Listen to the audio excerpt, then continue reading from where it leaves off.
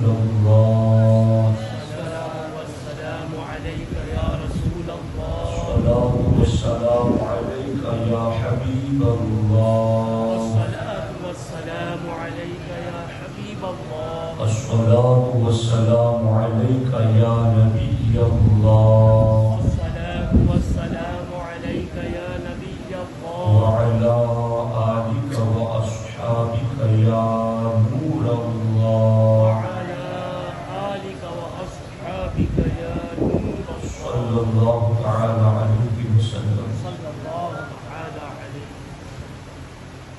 دوستان محترم،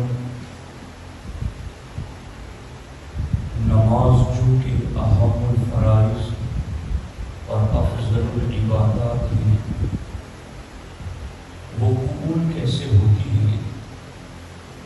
اللہ رب العزت اس حوالے سے قرآن مجید میں ارشاد فرماتا ہے، قد افلح المؤمنون الذین هم فی صلاتهم خاشعون، بے شک مراد کو پہنچے وہ ایمان والے جو اپنی نمازوں میں گڑ گڑاتے ہیں۔ اللہ رب العزت نے یہاں کامیاب مومن کی پہلی علامت یہ بتائی کہ وہ جی لگا کر نماز پڑھتے ہیں۔ جی لگا کر نماز پڑھنے کے لیے ہمیں کیا کرنا پڑے گا؟ جس خشوع کو قرآن میں کمال نماز کے لیے ذکر کیا ہے، وہ خشوع ہمیں کیسے حاصل ہوگا؟ تو یاد رکھیں، خشوع کی دو صورتیں ہیں، ایک ظاہری اور ایک باطنی۔ خشوع ظاہری کا معنی یہ ہے کہ مومن حالت نماز میں نماز کے تمام آداب اور رولز کو فالو کریں، یعنی جب وہ نماز پڑھ رہا ہو تو اس کی نگاہ جائز سجدہ سے آگے نہ ہٹے، آنکھوں کے کناروں سے حالت نماز میں ادھر ادھر نہ دیکھی، سر اٹھا کر آسمان کی طرف نہ دیکھی، بلکہ حالت نماز میں جب وہ کھڑا ہو حالت قیام میں، تب اس کی نگاہ سجدے کی جگہ پر ہو، اور جب وہ رکوع میں ہو تو اس کی نگاہ اپنے قدموں کے پشت پر ہو، جب وہ سجدہ میں ہو تو اس کی نگاہ اپنی ناک پر ہو، اور جب حالت قعدہ میں ہو تو اس کی نگاہ اپنی گود میں ہو، اور حالت نماز میں اپنی انگلیوں کو چٹکائے نہیں، کپڑا اپنے بدن پر یوں نہ ڈالے کہ اس کے دونوں کنارے بغیر پیچ کیے ہوئے لٹک رہے ہوں۔ اس طرح اگر مومن نماز پڑھتا ہے تو اس کو ظاہری خشوع اور ظاہری رولز کو فالو کرنا کہتے ہیں، اور باطنی خشوع کسے کہتے ہیں کہ مومن قائما بین یدی الرحمن کا تصور باندھے، اللہ کی کبریائی اور اللہ کے عظمت و جلال کو دل میں جگہ دے، دنیا سے نگاہ ہٹا کر کے اپنی ساری توجہ اور سارا دھیان اللہ کی رحمت کی طرف لے جائے، اس کو باطنی خشوع کہتے ہیں۔ اس طرح ظاہری اور باطنی خشوع کے ساتھ جو مومن نماز ادا کرتا ہے، اس کی نماز اتنی کامل ہوتی ہے کہ ہمارے نبی علیہ السلام ارشاد فرماتے ہیں کہ جو مومن ایسا ہو کہ اس کے لیے فرض نماز کا وقت آ جائے، پھر وہ اچھی طرح سے وضو کرے اور اس کے بعد خشوع کے ساتھ نماز پڑھے۔ خشوع میں نے آپ کو بتا دیا، خشوع کے ساتھ نماز پڑھے اور درست طریقے پر رکوع کرے، تو ایسی نماز اس کے پچھلے سارے گناہوں کا کفارہ بن جاتی ہے۔ اس کے پچھلے سارے گناہ اس نماز کی وجہ سے معاف ہو جاتے ہیں۔ لیکن اگر کوئی نماز میں جسم تو اس کا حاضر ہے مگر دل حاضر نہیں، روح حاضر نہیں، اس کا باطن متوجہ نہیں، تو ہمارے آقا علیہ السلام فرماتے ہیں کہ اللہ تبارک و تعالی ایسی نماز کی طرف نظر رحمت نہیں فرماتا جس نماز میں بندہ جسم تو حاضر رکھے مگر دل حاضر نہ رکھے، تو اس نماز کی طرف اللہ نظر رحمت نہیں فرماتا کہ نماز دو بندے ادا کرتے ہیں، ظاہری اعتبار سے دونوں کا معاملہ ایک جیسا ہے، مگر اللہ کی بارگاہ میں قبولیت کے اعتبار سے ان کا معاملہ بہت جدا ہوتا ہے۔ ہمارے نبی علیہ السلام ارشاد فرماتے ہیں کہ ایک بندہ ایسا ہے جو وقت پر نماز ادا کرتا ہے اور سارے اچھی طرح سے وضو کرتا ہے، فرائض و واجبات کی رعایت کے ساتھ ساتھ سنن اور مستحبات کی بھی رعایت کرتا ہے، ایسی نماز جب وہ سلام پھیرتا ہے تو روشن اور چمکدار شکل میں اللہ کی بارگاہ میں پہنچتی ہے، یہ دعا کرتے ہوئے اے اللہ اس نمازی نے جس طرح میری حفاظت کی ہے تو بھی اس کی اسی طرح حفاظت فرما، اور اگر کوئی شخص نماز وقت پر ادا نہ کرے اور اچھی طرح وضو بھی نہ کرے اور خشوع خضوع کا لحاظ بھی نہ رکھے، رکوع اور سجدہ میں کمی کر دے، تو ہمارے نبی علیہ السلام ارشاد فرماتے ہیں ایسے شخص کی نماز ایک پوری شکل میں اٹھتی ہے، اور یہ بددعا کرتے ہوئے الہی جس طرح سے اس نے مجھے برباد کیا تو بھی اسے برباد کر دے۔ اور جب وہ نماز اللہ کی بارگاہ میں پہنچتی ہے تو ایک سیاہ کالے کپڑے میں لپیٹ کر اس نمازی کے منہ پر مار دی جاتی ہے۔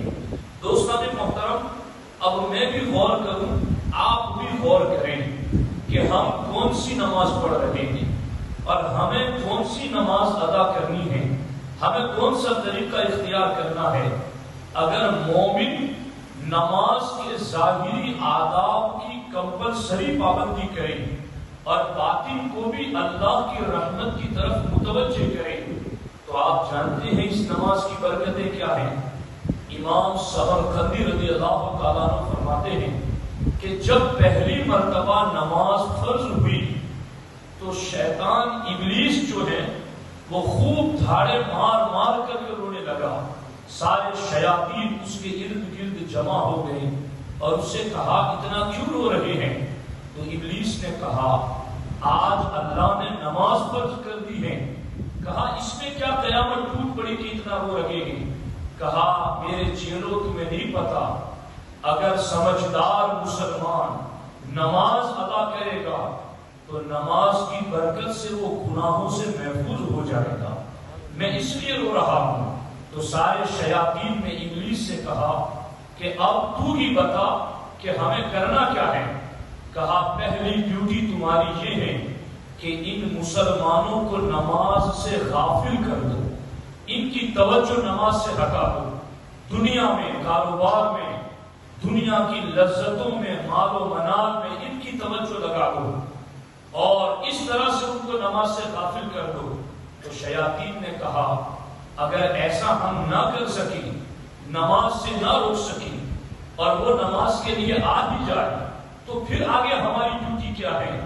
تو ابلیس کہتا ہے اگر وہ نماز کے لیے آ جائے مسجد میں تو اب تمہاری ڈیوٹی یہ ہے کہ تم ایک دائیں طرف سے آئے اور اس کو کہے ذرا داہنی طرف دیکھ کیا ہو رہا ہے، بائیں طرف سے آئے اور اس نمازی کو کہے ذرا بائیں طرف دیکھ کیا ہو رہا ہے، ایک اوپر کی طرف سے آئے اور اسے کہے کہ ذرا اوپر کی طرف دیکھ کیا ہو رہا ہے، اور چوتھا اس کو یہ کہے اتنی تاخیر کیوں کر رہا کہ جلدی جلدی نماز پڑھ، ابھی تیرا فلاں کام بھی باقی ہے، ابھی تیرا فلاں کام بھی باقی ہے۔ تو اس طرح سے اگر وہ نماز کے لیے آ جائے تو پھر نماز میں اس کی توجہ نہ رہنے دو، اس کی توجہ اس طرح سے اگل بغل میں دوسری باتوں میں لگا دو۔ اور اے میرے چیلو جان لو اگر تم کامیاب نہ ہو سکے اس کو نماز سے غافل کرنے میں اور اس میں خشوع خضوع کے ساتھ دل لگا کر نماز پڑھ لی تو ایک نماز کے بدلے میں اسے 400 نمازوں کا ثواب دیا جائے گا۔ تو اس لیے یہ شیطان کہہ رہا ہے، ابلیس کہہ رہا ہے اپنے سارے حواریوں کو کہ یوں غفلت میں ڈال دو کہ وہ نماز پڑھ کر کے بھی غافل رہے، نماز میں رہ کر کے بھی ان کا دھیان نہ رہے، تو کتنا محروم ہوگا وہ مسلمان جو گھر سے وقت نکال کر آتا ہے، ٹائم بھی دیتا ہے، نماز میں کھڑا بھی رہتا ہے، مگر دھیان اس کا اللہ کی رحمت کی طرف نہیں جاتا۔ اور ہمارے نبی علیہ السلام ارشاد فرماتے گئے کہ مومن یہ تصور کرے قائما بین یدی الرحمن کہ وہ رحمان کی رحمتوں کے سامنے کھڑا ہے۔ جب یہ تصور آئے گا نا تو دھیان ادھر ادھر نہیں جائے گا، اور جب نماز میں بندہ دھیان ادھر ادھر لے جاتا ہے تو اللہ کی رحمتیں جو سامنے کھڑی ہیں نا وہ بندے کو پکارتی ہیں، اِلیٰ مَن تَلْتَفِتُ، تو کدھر دھیان لے جا رہا ہے، تو توجہ کدھر لے جا رہا ہے، اِلیٰ مَن هُوَ خَيْرٌ مِّنِّی، کیا کوئی مجھ سے بھی بہتر ہے جدھر تو دھیان لے جاتا ہے؟ یہ رب کی رحمتیں پکارتی ہیں۔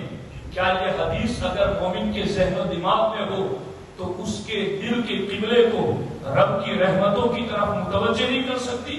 مگر تصور تو ہو ہمارا کہ ہم نماز میں کھڑے ہیں۔ میں آپ کو پریکٹیکل بتاتا ہوں۔ سیدنا حاتم اصم رضی اللہ تعالی عنہ حضرت امام زاہد یوسف بن زاہد کے پاس پہنچے۔ حضرت یوسف نے کہا کہ اے حاتم اصم آپ نماز کس طرح پڑھتے ہیں؟ تو حاتم اصم نے کہا جب نماز کا وقت ہو جاتا ہے تو میں اچھی طرح وضو کرتا ہوں، اور اچھی طرح وضو کرنے کے بعد میں قبلے کی طرف چہرہ کر کے کھڑا ہوتا ہوں، اور میرا دل پوری طرح متوجہ ہو جاتا ہے۔ پھر میں یہ تصور کرتا ہوں کہ میرے سامنے خانہ کعبہ ہے، میرے دل کے سامنے مقام ابراہیم میں، میری داہنی جانب جنت ہے، میری بائیں جانب جہنم ہے، اور میں پل صراط پر کھڑا ہوں، اور میرے پیچھے ملک الموت ہے، اور یہ تصور کرتا ہوں کہ میرا رب میرے قریب ہے اور میری ہر حالت کو دیکھتا ہے، اور پھر اس تصور کے ساتھ ہر نماز کو اپنی زندگی کی آخری نماز پڑھ تصور کرتا ہوں کہ یہ میری آخری نماز ہے، اور پھر میں تکبیر تحریمہ کہتا ہوں، اور تکبیر تحریمہ کہنے کے بعد قرآن کی جب تلاوت کرتا ہوں تو قرآن کے ایک ایک معنی کو سمجھتا ہوں، ایک ایک لفظ پر غور کرتا ہوں۔ پھر جب میں رکوع کرتا ہوں تو اطمینان کے ساتھ، پھر رکوع سے اطمینان کے ساتھ کھڑا ہوتا ہوں، اور پھر اطمینان کے ساتھ سجدہ کرتا ہوں، پھر دو سجدوں کے درمیان اطمینان سے بیٹھتا ہوں، پھر سجدہ کرتا ہوں، پھر تشہد جب پڑھنے لگتا ہوں تو میری پوری توجہ مزید اللہ کی رحمتوں کی طرف ہو جاتی ہے، اور سنت طریقے کے مطابق سلام پھیرتا ہوں، اور جب نماز کمپلیٹ کر دیتا ہوں تو پھر ڈرتا ہوں کہ میرے اللہ کہیں یہ رد نہ کر دی جائے، کہیں میری یہ عبادت مردود نہ ہو جائے۔ حضور آپ کتنے ٹائم سے ایسی نماز ادا کرتے ہیں؟ حاتم اصم فرماتے ہیں میں 30 سال سے اس طرح نماز ادا کرتا ہوں۔ اگر ہم نماز کا پریکٹیکل سمجھنا چاہتے ہیں تو بس حاتم اصم کے اس تصور کو اپنے ذہن و دماغ کے اندر بٹھا لیں، اور پھر نماز کی ادائیگی شروع کریں۔ دیکھو کیسا خشوع خضوع نصیب ہوگا۔ حضرت خواجہ ابو علی دقاق رحمۃ اللہ تعالی علیہ، ان سے کسی نے کہا کہ حضور ایک بندہ ہے جو نماز پڑھتا ہے مگر نماز میں بھی مکھیوں سے کھیلتا رہتا ہے، تو آپ اس کو کیا نصیحت کریں گے؟ خواجہ ابو علی دقاق رحمۃ اللہ تعالی علیہ فرماتے ہیں کہ کم از کم نماز میں مومن کو اللہ کی بارگاہ کا اتنا ادب تو ضرور کرنا چاہیے جتنا سلطان محمود کی بارگاہ کا ایاز ادب کرتا تھا۔ اور پھر انہوں نے واقعہ بتایا کہ ایاز جب بھی سلطان محمود تشریف لاتے تو ہاتھ باندھ کے نگاہیں جھکا کے کھڑا ہو جاتا، اور کبھی اپنے سلطان کے ادب میں ہاتھ تک نہ چھوڑتا، اور ادھر ادھر توجہ بھی نہ کرتا، اتنا ادب کرتا تھا۔ ایک مرتبہ یوں ہوا کہ سلطان محمود تشریف فرما تھے، اور ایاز نے اپنے ہاتھ چھوڑ دی اور ہاتھ موزے تک لے گئے اور موزے کو حرکت دی۔ سلطان محمود سمجھ گئے کہ ایاز نے آج تک کبھی میرے دربار میں ایسی بے ادبی نہیں کی، اگر آج ہاتھ چھوڑے ہیں اور موزے تک ہاتھ لے گئے ہیں تو ضرور اس میں کوئی وجہ ہوگی. سلطان نے وجہ جاننے کے لیے ایاز کو کام کے لیے بھیجا، جاؤ تم فلاں چیز لے کر کے آؤ. اور جیسے ہی ایاز باہر نکلے سلطان نے ایک بندے کو لگا دیا پیچھے کہ دیکھو ایاز باہر نکل کے کیا کر رہا ہے. دوسرے بندے نے کھڑکی سے جھانک کر دیکھا تو ایاز نے باہر نکل کر جوتا اتارا، جوتے سے موزہ نکالا تو موزے کے اندر سے ایک بڑا بچھو نکلا.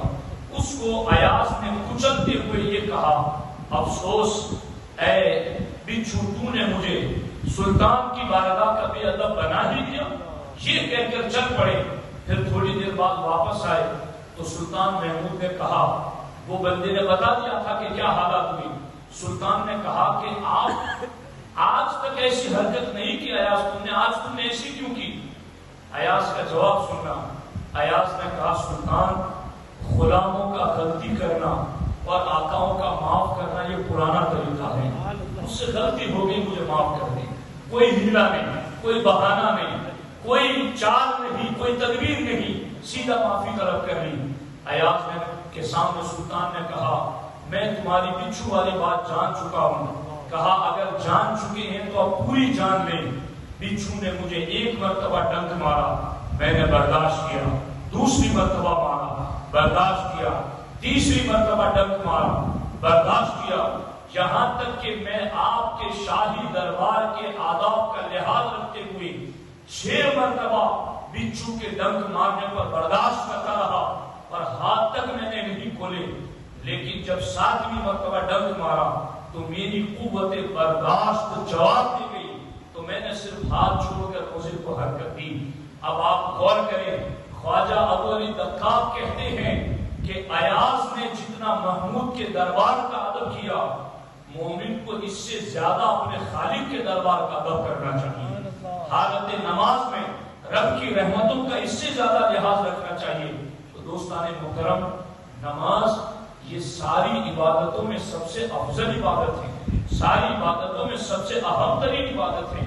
اس لیے نماز پڑھیں تو جی لگا کر پڑھیں، دل لگا کر پڑھیں.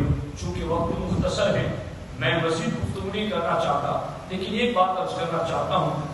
جو لوگ قرآن مجید کی تلاوت کرتے ہیں ان کے لیے 2 حدیثیں پیش کرنا چاہتا ہوں. سب سے پہلے حدیث پاک تو یہ ہے کہ ہمارے آقا علیہ السلام مسجد نبوی میں تشریف لائے تو سرکار نے دیکھا کہ ایک طرف صحابہ قرآن کی تلاوت کر رہے ہیں اور دوسری طرف صحابہ علم کی مجلس سجا کر بیٹھے ہیں.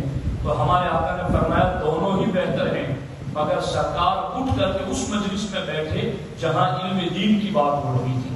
اور دوسری حدیث پاک میں یہ ہے، افضل العبادت طلب العلم، کہ جتنی بھی عبادتیں ہیں ان میں افضل عبادت علم دین کا حاصل کرنا ہے.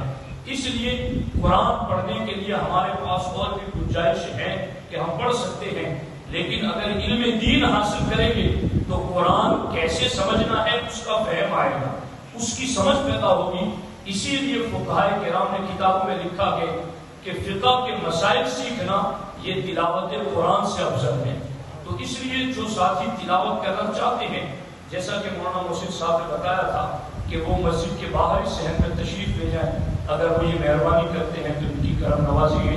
اور اگر وہ تلاوت کا وقت کوئی اور نکال کر اس علمی محفل میں بیٹھ کر علم حاصل کرتے ہیں، پھر وقت نکال کر قرآن بھی پڑھتے ہیں، تو نور ندا نور ہے کہ علم دین بھی حاصل ہوگا، قرآن کی تلاوت بھی ہوگی. اللہ کریم کی بارگاہ میں دعا ہے رب ذوالجلال ہم سب کو قرآن و سنت پر عمل کی توفیق عطا فرمائے. السلام علیکم ورحمۃ اللہ وبرکاتہ. سلام.